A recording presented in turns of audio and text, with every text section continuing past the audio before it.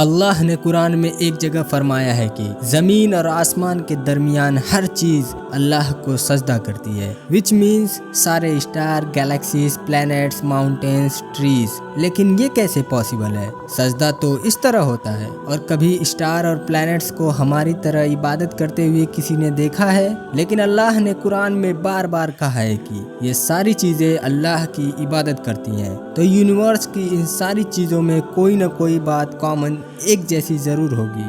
आज से बहुत साल पहले पूरी दुनिया का यह ख्याल था कि जमीन, अर्थ ही दुनिया का सेंटर है। लेकिन आज से 400 साल पहले गैलीलियो, जो कि इटालियन साइंटिस्ट थे, उसने दो लेंसेज को अलाइन करके रखा तो उसे पता चला कि ऐसा करने से दूर की चीजों को करीब से देखा जा सकता है। छोटे लेवल पर टेलीस्कोप दुनिया में पहले भी मौजूद थे, लेकिन इन्हें सिर्फ फौजी और समंदरी सफरों में यूज किया जाता था। लेकिन गैलीलियो ने इसी टेलीस्कोप को इम्प्रूव करके इंसानों की हिस्ट्री में पहली बार इसका रुख आसमानों की तरफ किया, जिससे उसने दुनिया से पहली बार सूरज और चांद को बिल्कुल करीब से देखा। और गैलीलियो ने इन सारों की मोमेंट्स को ऑब्जर्व करना शुरू किया। 1300 अर्थ को अगर मिला लिया जाए तो इससे एक जुपिटर बनता है। गैलीलियो ने देखा कि ये भी बाकी प्लैनेट्स की तरह गोल है, लेकिन जुपिटर के ऊपर जो लाइट है वो महीनों के डिफरेंट दिनों में बिल्कुल बदल रही है। और उसने देखा कि वेनस और सेचर्न का भी यही हाल है। अब ये सब तभी पॉसिबल था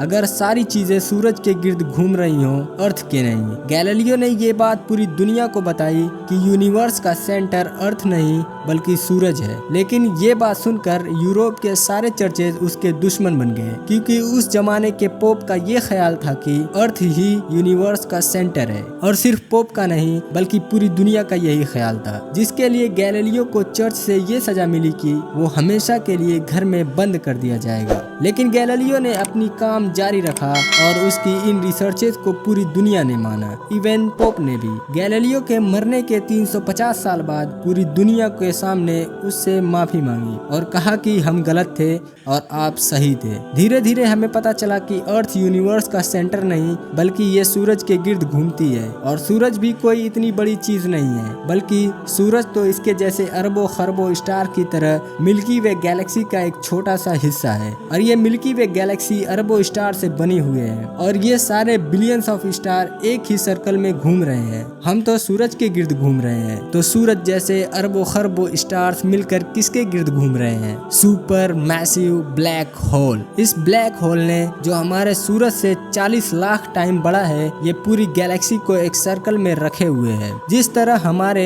सूरज ने अर्थ, जुपिटर, मार्स, इन सारे प्लैनेट्स को एक सर्कल में रखा हुआ है, लेकिन ये गैलेक्सी भी कोई इतनी बड़ी चीज नहीं है, बल्कि ये लाखों और गैलेक्सीज को मिलाकर एक छोटे से क्लस्टर का एक छोटा सा हिस्सा है। ये लाखों गैलेक्सीज मिलकर एक क्लस्टर बनाते हैं और ये क्लस्टर भी कोई इतनी बड़ी चीज नहीं है, बल्कि इन जैसे लाखों क्लस्टर मिलकर एक सुपर क्लस्टर बनाता है। और ऐसे हजारों सुपर क्लस्टर और भी मौजूद हैं। अब आपने ये नोटिस किया कि इन सारे स्टार्स, गैलेक्सीज, प्लैनेट्स में एक चीज कॉमन है कि इस पूरे यूनिवर्स में हर चीज किसी न किसी दूसरे ऑब्जेक्ट के गिर्द घूम रही है। और रसूलुल्लाह सल्लल्लाहु अलैहि वसल्लम भी आसमानों की तरफ गए तो उन्होंने बैतुल मामूर में फरिश्तों को नमाज पढ़ते हुए नहीं देखा, वो भी किसी चीज के गिर्द घूम रहे थे। लेकिन घूमने का इबादत से क्या कनेक्शन? अल्लाह ने तो कहा है कि ये सारी चीजें इबादत करती हैं। आपको पता है अल्लाह ने ये बात किस सूरह में कही है? सूरह हज। हज में मुसलमान पूरी दुनिया से सबसे मुकद्दस और होली जगह काबा के पास जाते हैं और बार बार इसके गिर्द घूमते हैं। अब इस सर्कल करने का मतलब क्या है? जब मुसलमान काबा के गिर्द घूमता है तो वो अकेला नहीं घूम रहा होता है, बल्कि चांद, प्लैनेट, स्टार्स, गैलेक्सीज, क्लस्टर सारों के साथ एक ही इबादत में शामिल हो जाता है। तो ये सारी चीजें हमारी तरह इबादत नहीं करती,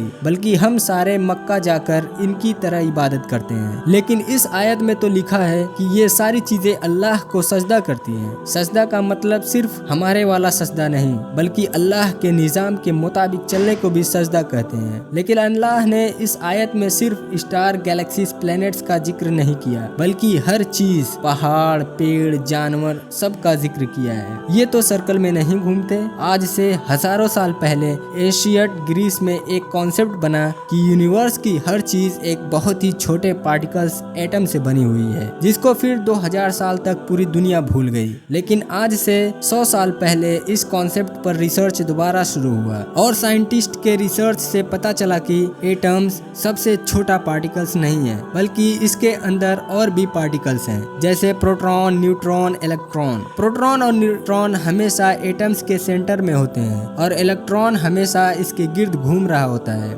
ऑलमोस्ट बिल्कुल उसी तरह जिस तरह प्लैनेट्स सूरज के गिर्द घूमते हैं और स्टार्स ब्लैक होल्स के गिर्द घूमते हैं। इसका मतलब कि यूनिवर्स की हर चीज चाहते या ना चाहते हुए भी किसी न किसी चीज का तवाफ कर रही है। और जब कोई मुसलमान काबा का तवाफ करने जाता है तो वो कायनात की हर छोटी से छोटी चीज, जैसे एटम्स के अंदर इलेक्ट्रॉन से लेकर कायनात के सबसे बड़े ऑब्जेक्ट प्लैनेट्स, स्टार्स, गैलेक्सीज और इवन बैतुल मामूर में फरिश्तों के साथ एक ही इबादत में शामिल हो जाता है। तो हो सकता है इसीलिए इस्लाम में तवाफ करना सबसे बड़ी इबादत है। तो जब सूरह हज में अल्लाह ताला ने ये फरमाया कि ये सारी चीजें मेरी इबादत करती हैं, तो ये हमारी तरह इबादत नहीं करती, बल्कि हम मक्का में काबा का तवाफ करके इनकी तरह अल्लाह की इबादत करते हैं। तो दोस्तों, यह वीडियो यहीं तक था। अगर वीडियो पसंद आया हो तो please like the video and subscribe my channel.